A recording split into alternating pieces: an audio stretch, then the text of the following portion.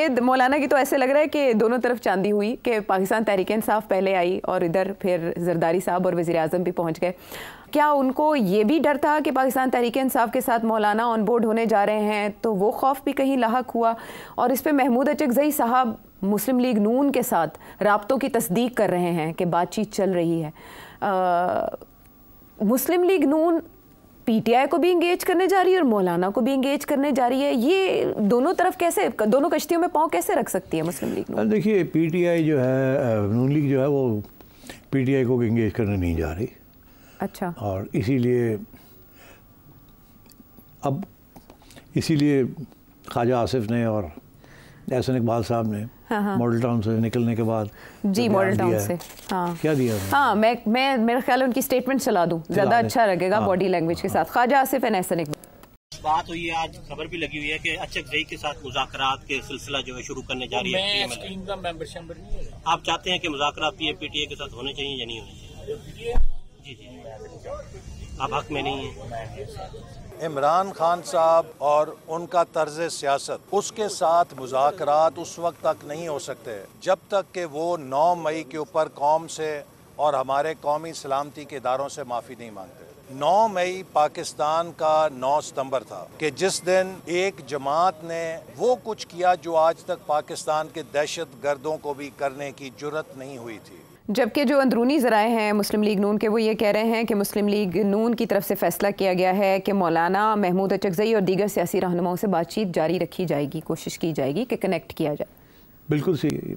मियां नवाज शरीफ की पॉलिसी यही है कि अब सबके साथ बात, सियासतदानों को इकट्ठा रहना चाहिए।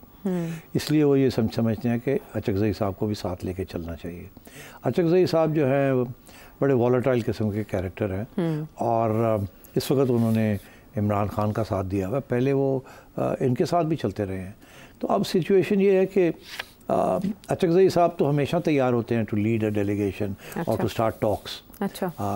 इस्टेब्लिशमेंट के साथ बात करनी हो या गवर्नमेंट के साथ। खान साहब ने उनको रोका हुआ था कि आप गवर्नमेंट के साथ नहीं बात कर सकते, अगर आपने बात करनी है तो इस्टेब्लिशमेंट के साथ बात करें। ठीक। अच्छा, मगर अब इस्टेब्लिशमेंट ने बड़ी वाज़ेह कर दी है 2 बातें। ISPR साहब के जो स्टेटमेंट थे उनमें 2 बातें थी। एक ये था कि माफ़ी मांगे 9 की, दूसरा ये है कि हमें कोई इतराज़ नहीं है अगर गवर्नमेंट जो है वो पीटीआई के साथ मुज़ाकरात करे। हाँ, सियासी जमातों को बातचीत। तो ये आज एहसन इकबाल ने भी तो यही बात कही है कि माफ़ी मांगे और वैसे हम मुज़ाकरात तो नवाज शरीफ ने अनाउंस कर दिया कि हम अचकज़ई साहब के साथ भी बात करेंगे। और जो अंदर की खबर आ रही है वो ये आ रही है कि ये कह रहे हैं अचकज़ई साहब को कि आप खान साहब के पास जाएँ, उन्हें कहें हमारे साथ बराह रास्त बात करें, आपके ज़रिए नहीं, एक कमेटी बनाए पीटीआई की, वो हमारे साथ बात करें। अच्छा, जाहिर है कि बात अगर होगी तो पीटीआई के साथ होगी ना जी, लेकिन पीटीआई सपोर्टर्स का भी तो बैकलैश आएगा ना। तो इसी खान साहब जो हैं वो नहीं चाहते कि गवर्नमेंट के साथ बात करें, उन्होंने तो ये कह दिया कि मैं तो बात करूँगा सिर्फ इस्टेब्लिशमेंट के साथ। तो अब वो उनको यू टर्न लेनी पड़ेगी। इन्होंने ऐसी एक पॉलिसी इख्तियार की है कि अचकज़ई साहब को न्यूट्रलाइज करने के लिए इन्होंने कहा जी हम तैयार हैं आपके साथ बात करने के लिए। अब जाएँ खान को कहें कि कमेटी बैठाएं पीटीआई की, आप भी बैठ जाएं, पर कमेटी पीटीआई की होनी चाहिए। एक बात। दूसरी बात ये है कि ये बैक चैनल पे हो, ये खुले आम जो है, there is no point in this. अच्छा। कि उसमें कोई फ़ायदा नहीं है, बिकॉज बड़े स्पॉयलर्स बड़े होंगे। अच्छा, इनको पता है कि ये बात खान नहीं मानेगा,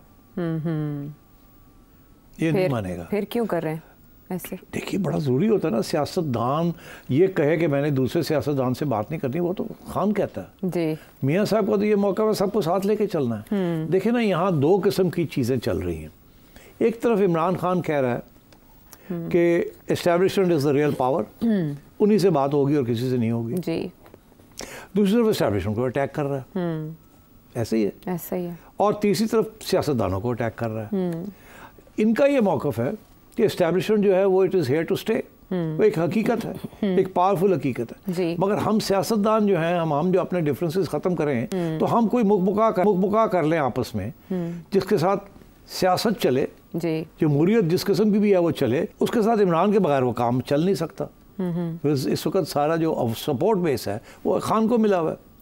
तो the government is very keen कि खान जो है कोई मोटी बात करे इनके साथ। अच्छा। जिसके साथ फॉर एग्जांपल गवर्नमेंट ये चाहती है और नवाज शरीफ क्या चाहेगा, वो यही चाहेंगे कि हमारे साथ बात करें, कोई इलेक्शन की डेट का तय करें।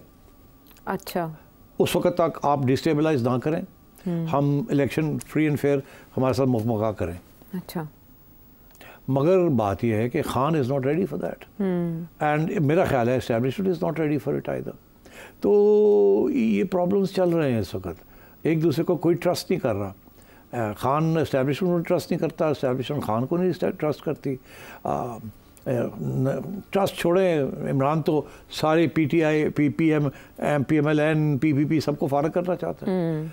मियाँ ये चाहता है कि कोई हो जाए बात जिसके साथ ये गवर्नमेंट अपने 5 साल काट ले। अच्छा। उसके बाद फ्री एंड फेयर इलेक्शन हो जाए, खान आता तो आए, अल्लाह खैर सल्ला, ताकि कम से कम एक सियासी चीज़ चल पड़े।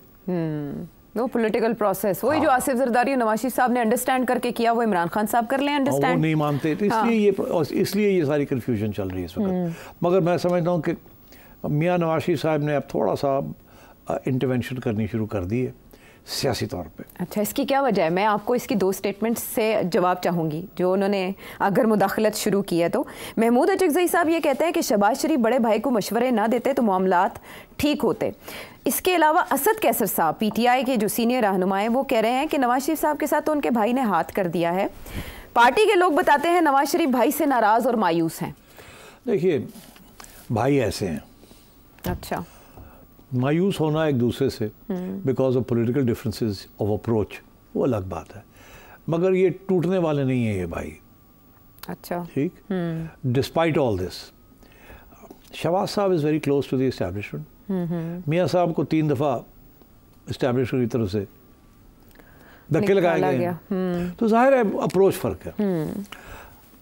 इस दफ़ा जो कुछ हुआ, मेरा ख्याल है मियाँ साहब उसकी वजह से मायूस थे थोड़े से। अच्छा, अब वो पहले तो बात माननी पड़ गई बिकॉज सारी पार्टी जाना चाह रही थी साथ शहबाज साहब के साथ कि हम इलेक्शन में अब जैसे भी है, अगर खान ने ऐसे किया तो हम भी ऐसे कर लेते हैं, अगर बाहर बैठे रहे तो उड़ जाएंगे, ना इधर के रहेंगे ना उधर के रहेंगे, कम से come let's go in their. तो मियाँ साहब was not in favour, but मान गए। फिर और क्या करते, चॉइस क्या थी? बाहर बैठने के साथ भी तो कुछ नहीं मिलता था ना जी। और खाना वापस आ जाता तो फिर उसने वही हरकतें करनी थी जो पहले की थी उसने, तो ठीक है ना। तो वो ये फिर मजबूरी के तहत ये सब कुछ हुआ। अब वो मजबूरी के तहत हुआ तो सही, मगर पॉपुलैरिटी और गिर गई है नून लीग की, और ख़ुसूसन मियाँ नवाज शरीफ साहब तो बिल्कुल ही साइड लाइन हो गए जी। तो मेरा ख्याल है मियाँ साहब ये इम्प्रेशन देना चाह रहे हैं आवाम को भी, और कि भाई देखें गवर्नमेंट अपनी जगह पे, मगर मेरी हमदर्दियाँ जो हैं वो मेरे सपोर्ट बेस के साथ हैं। I am still with you. ये कुछ मजबूरी है जिसके तहत हमें ये करना पड़ा। अच्छा। और अभी भी मैं आपके लिए लड़ रहा हूँ, मैं सियासतदानों के लिए लड़ रहा हूँ, मैं सियासत के लिए लड़ रहा हूँ, मैं जमहूरियत के लिए लड़ रहा हूँ, मैं आपको रिलीफ देने के लिए लड़ रहा हूँ। जो कुछ हो सक रहा है मैं कर रहा हूँ, और इसके साथ कुछ लोग खुश नहीं हैं, मगर उसके बावजूद मैं ये कर रहा हूँ। ठीक। और यह जाहिर है अब शहबाज साहब जो है बड़े मुश्किल है उनका रोल। एक तरफ इस्टेब्लिशमेंट बैठी है, एक तरफ भाई बैठा है। ठीक है, भाई जो है वो भाई जो है वो शहबाज को भी सपोर्ट कर रहा है, अपनी बेटी को भी सपोर्ट कर रहा है, बेटी और शहबाज के दरमियान भी इश्यूज हैं, बैलेंस। तो भाई की जो पोजीशन है is like an overall grandfather father. मगर शहबाज साहब जो है उन्होंने जो कमिटमेंट्स की हैं इस तरफ, उनको फुलफिल करने के लिए भाई को समझाना पड़ता है, भाई उनको वापस समझाता है, फिर वो उधर भागते हैं। वो he is in a difficult situation. ठीक। एंड वो बस बैलेंसिंग एक्ट चल रहा है। हाँ। और उसमें ख्वाजा आसिफ जैसे लोग, एहसन इकबाल जैसे लोग, अब ख्वाजा साहब जो हैं वो मियाँ साहब के भी बड़े करीब हैं, एस्टैब्लिशमेंट के भी बड़े करीब हैं। Like Shahbaz, he is actually a member of the party but closer to the Shahbaz line of thinking. Okay. Because वो close to the establishment है ना। इसी तरीके के साथ एहसन इकबाल साहब हैं, वो भी एक प्रोफेशनल हैं, उनको भी इस्टेब्लिशमेंट का जो है एहसास है कि वो कितने पावरफुल हैं कितने नहीं हैं, एंड सो ऑन। तो ये टीम है बेसिकली जो चला रही है इस वक्त गवर्नमेंट को, वो शहबाज साहब की टीम है। ठीक। मगर पीछे बाहर बैठे हुए नवाज शरीफ साहब, वो अब भाई को कहते हैं कि ऐसे देखो ना, ये है वो है फलाना है। जब भाई ड्रैग करता है, पाँव कभी इधर जाता है कभी उधर जाता है, तो कुछ ऐलान कर देते हैं वो। तो इसीलिए उन्होंने प्रेसिडेंटशिप वापस ले ली है। तो मेरा ख्याल है वो कोशिश उनकी यही है कि किसी तरीके के साथ ऐसे ना हो कि कोई स्पेस ना रहे हमारे लिए। अच्छा। और कल को हम फिर पछताएंगे, क्योंकि बात यह है कि अभी नून लीग उड़ गई तो फिर रह क्या जाएगा। मियाँ साहब तो अब वापस नहीं आएंगे एज प्राइम मिनिस्टर। शहबाज साहब की आखिरी स्टिंट है। अब रह गई मरियम पीछे जी। तो Maryam has a longer term value, ठीक है, तो अब कुछ तो प्रोटेक्ट करना है ना, फैमिली को भी बचा के रखना है, लेगेसी भी चलानी है, और आवाम का भी ख्याल करना है। आवाम नहीं होगी तो पीपल नून लीग नहीं होगी। तो इस किस्म की मुश्किल सिचुएशन है नवाज शरीफ साहब की। वो उधर एस्टैब्लिशमेंट जो है वो शहबाज साहब के ऊपर बैठी हुई है। अब ये जो डॉक्टर जहांगीर को जो निकाला है, एस्टैब्लिशमेंट वोंट बी हैप्पी।